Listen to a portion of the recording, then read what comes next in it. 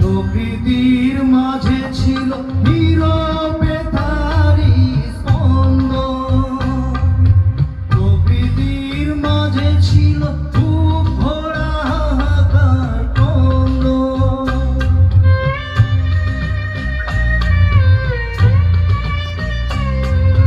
প্রকৃতির মাঝে ছিল নীরবে তারি স্পন্দন, প্রকৃতির মাঝে ছিল বুক ভরা হাহাকার ক্রন্দন।